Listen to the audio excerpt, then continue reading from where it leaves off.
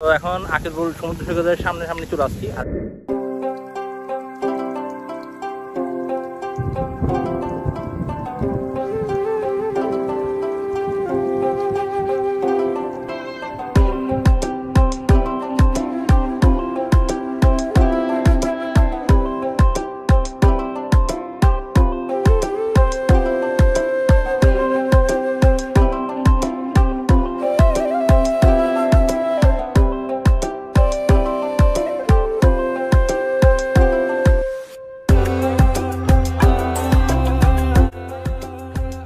তো এখন আমরা বেরিয়ে পড়লাম। এখন আমরা যাব ফৌজদারহাটের দিকে। মূলত হচ্ছে ছোটো কুমিরা যেতে আমাদের ফৌজদারহাট দিয়ে বের হলেই মূলত খুব কাছে হয়, কিন্তু আপনাদের ক্ষেত্রে আপনারা অলংকার দিয়ে যেতে পারেন। সেজন্য সবচেয়ে বেস্ট হবে আপনারা যাবেন অলংকার দিয়ে ছোটো কুমিরের দিকে।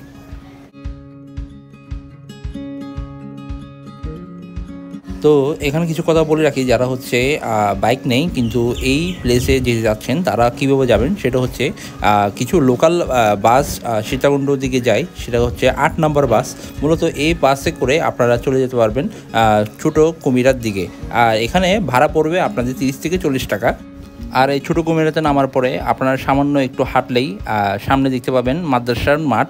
মাদ্রাসা মাঠের সামনে থেকেই আপনারা সিএনজি স্ট্যান্ড দেখতে পাবেন, যেখান থেকে আপনারা লোকালি চলে যেতে পারবেন আকিলপুর সমুদ্র সৈকত, যেখানে ভাড়া নেবে 10 টাকা জনপ্রতি।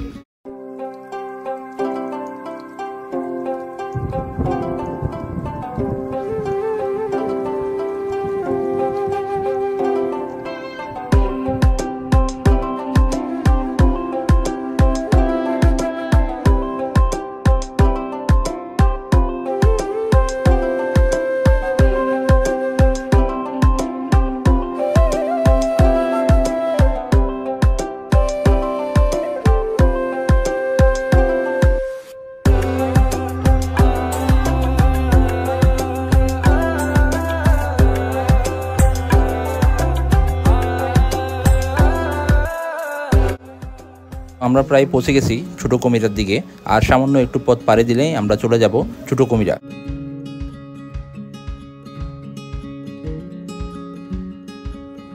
আমরা চলে আসলাম আকিলপুর সমুদ্র সৈকত এরিয়াতে। তো এখন সামান্য পথ পাড়ি দিলেই আমরা পৌঁছে যাব আকিলপুর সমুদ্র সৈকত, যেখানে আপনাদের সাথে শেয়ার করব আকিলপুর সমুদ্র সৈকতটি দেখতে কেমন এবং এখানে আশেপাশে প্লাস হচ্ছে প্রাকৃতিক দৃশ্যটা কেমন।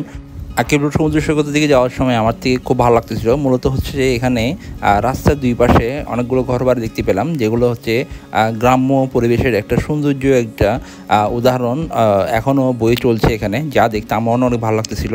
আর এখানে আপনারা আরেকটা জিনিস বেশি দেখতে পাবেন, সেটা হচ্ছে অনেক পুকুর দেখা যায় আশেপাশে, যেটা আমার অনেক ভালো লাগে।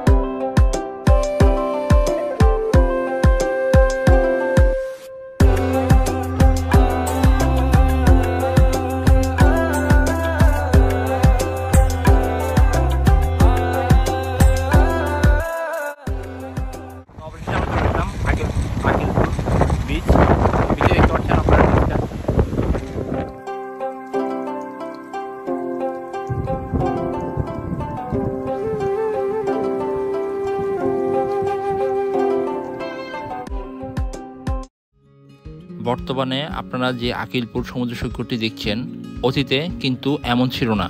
অতীতে এই আকিলপুর সমুদ্র সৈকত এরিয়াতে অনেক জলোচ্ছ্বাস, ঘূর্ণিঝড় হতো। এতে করে এই এরিয়ার মানুষের অনেক ক্ষয়ক্ষতি হতো।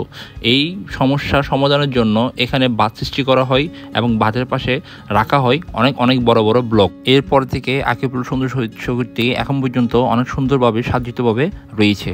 তো আমি এখানে আসার পর থেকে একটা জিনিস বেশি বেশি অনুভব করতে পারছি, সেটা হচ্ছে এখানে অনেক পরিমাণে বাতাস বহে যায়, যার ফলে আমার অনেক অনেক ভালো লাগলো। আর বিশেষ করে এখানে আরেকটা জিনিস ভালো লাগলো, সেটা হচ্ছে অন্য বিচে এখন দেখা যায় না, সেটা হচ্ছে প্রাকৃতিক সৌন্দর্যটা এখানে অনেক অনেক সুন্দরভাবে রয়েছে, যেটা হচ্ছে এখন অনেক অনেক বিচে অনেক পরিবর্তন হয়ে যায়, কৃত্রিম অনেক কিছু চলে আসছে, সেই জন্যই মূলত প্রাকৃতিক সেই ছোঁয়াটা পাওয়া যায় না। কিন্তু এই বিচে সেই প্রাকৃতিক সেই চিরচুনা ছোঁয়াটা আপনারা পাবেন, যেটা আপনাদের অনেক অনেক ভালো লাগবে।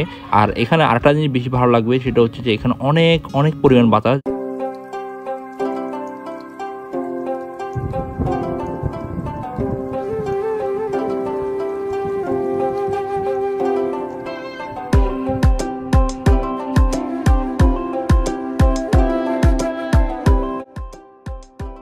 তো এখন আমরা ব্লকগুলোর উপর দিয়ে উঠছি, মূলত হচ্ছে মূল যে সমুদ্র আছে সেই সমুদ্রের কাছাকাছি যাওয়ার জন্য।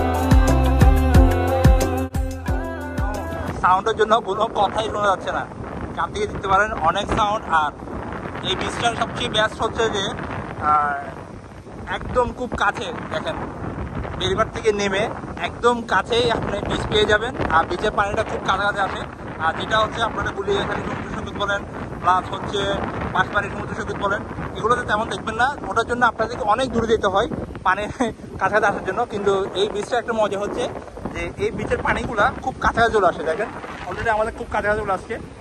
আর একটু পরে দেখবেন এখানে উঠে যাবে।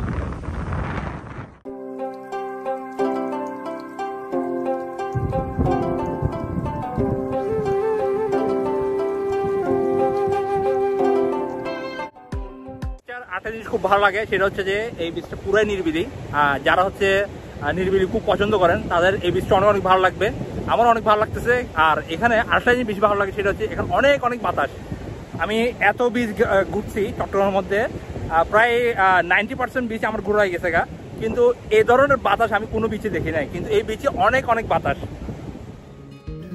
তো হাঁটতে হাঁটতে আমরা এখন চলে আসলাম আকিবুল সমুদ্র সৈকতের একদম লাস্ট প্রান্তে। এখানে আসলেই আপনারা দেখতে পাবেন দুই দিকে ভাগ করা হয়েছে এই সমুদ্র সৈকতকে। তো এখানে ভাগ করার মূল কারণটা হচ্ছে যে অপোজিট সাইডে আপনারা দেখতে পাবেন কিছু শিপ রয়েছে, আর এই সাইডে তো আকিবুল সমুদ্র সৈকত রয়েছেই।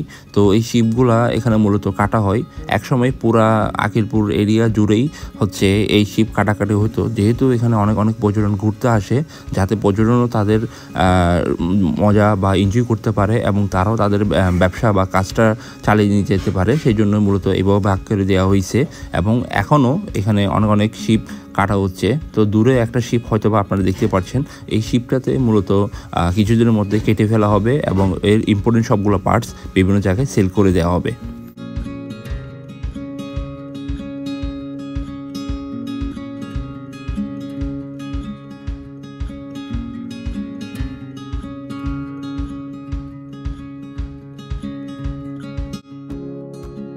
এতদিন যাবত আমি আপনাদের সাথে শেয়ার করতেছিলাম আকিবুল সমুদ্র সৈকতের হাতের বাম পাশে একদম লাস্ট প্রান্তে নিয়ে গিয়েছিলাম। তো এখন আমরা যাব হাতের ডান পাশে লাস্ট প্রান্তের দিকে, যে এখানে কি কি আছে না আছে সব কিছু দেখাবো এখন। তো চলুন।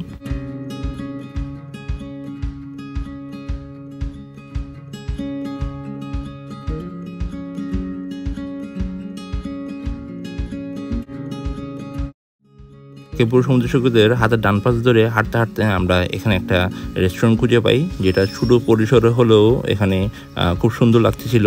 এই ওয়েদারের সাথে খুব সুন্দরভাবে স্যুট করে যায় এই রেস্টুরেন্টটা, আসলে দেখতে অনেক সুন্দর লাগতেছিল। আজকের ভিডিওতে আমি আপনাদের সাথে শেয়ার করলাম আকিবুল সমুদ্র সৈকত, যেখানে আমি আকিবুল সমুদ্র সৈকতে কীভাবে আসবেন এবং আকিবুল সমুদ্র সৈকতের ডানে বামে চারদিকে আমি ঘুরে ঘুরে দেখালাম যে এখানে কী আছে না আছে। তো আজকের ভিডিওটা আপনাদের কেমন লাগলো সেটা জানিয়ে যাবেন কমেন্ট সেকশনে। তো তো দেখা হবে আরও সুন্দর সুন্দর ভিডিও নিয়ে। জগৎ, আল্লাহ হাফেজ।